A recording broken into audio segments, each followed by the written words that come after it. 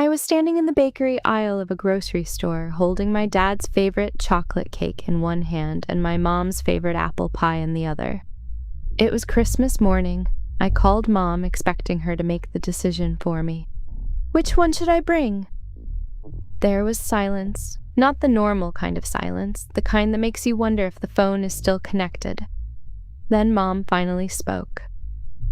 "Oh, we already did Christmas yesterday." For a second, I actually laughed. I thought she was joking, but she wasn't. And then Dad took the phone. His words were simple, cold. "Everything was easier without you there." I stood there beneath the bright grocery store lights, surrounded by Christmas music, shopping carts, and families rushing around with last-minute gifts. And suddenly I realized something. I hadn't been forgotten. I had been intentionally left out. What they didn't know was that I had been carrying their biggest Christmas gift in my purse. A gift worth nearly $300,000. And by that afternoon, everything was going to change. But not in the way they expected. So stay with me. Because what happened that Christmas morning completely changed what I believed family was supposed to mean. And if you enjoy emotional family stories with unexpected twists, subscribe to the channel so you don't miss what happens next. That morning had started like any other Christmas. I woke up before 7 in my apartment outside Columbus, Ohio. There was frost covering the cars outside my window, and the sky was the dull winter gray that seemed almost permanent during Ohio winters. I made coffee. I tied my hair back. Then I looked at the gifts beside my dining table. I had spent weeks preparing everything. There were presents for Mom and Dad, their favorite coffee, a few small things they had mentioned wanting. And then there was the envelope in my purse. The envelope didn't contain a normal Christmas card. It contained something much bigger. 2 months earlier, I had bought a small one-story bungalow for my parents. I had paid about $285,000 for it, in cash. It wasn't a mansion. It wasn't even a particularly large house. But it was exactly what my parents needed. It was on a quiet street, about 20 minutes from their current home.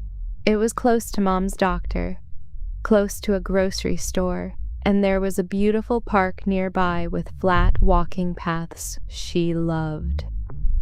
I had spent more than 10 years saving for something like this. I lived below my means. I saved my bonuses. I left my profit-sharing money untouched.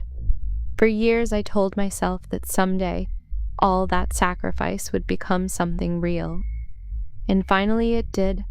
I bought the house outright. The plan was to officially transfer it to Mom and Dad after Christmas. The title was still in my name. Nothing had been signed over. But emotionally, the house already felt like theirs.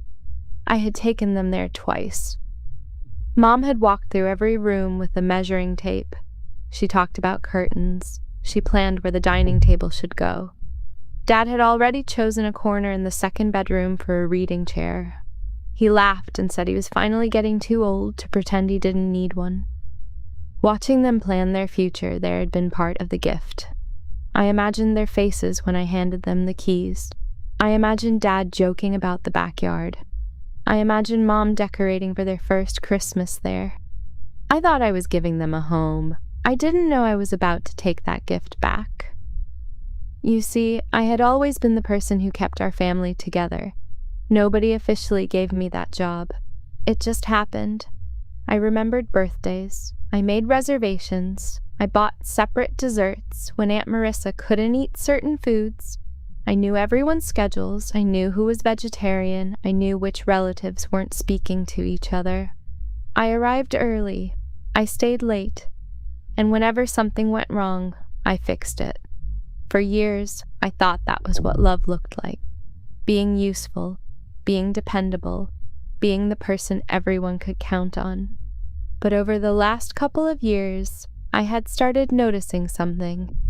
Keeping the peace usually meant I was the one expected to stay quiet. 2 weeks before Christmas, we were having dinner at my parents' house. Dad made one of his usual jokes at my sister Leah's expense. Everyone laughed. Everyone except Leah. She looked down at her plate and pushed a piece of broccoli around with her fork. I finally said, "Dad,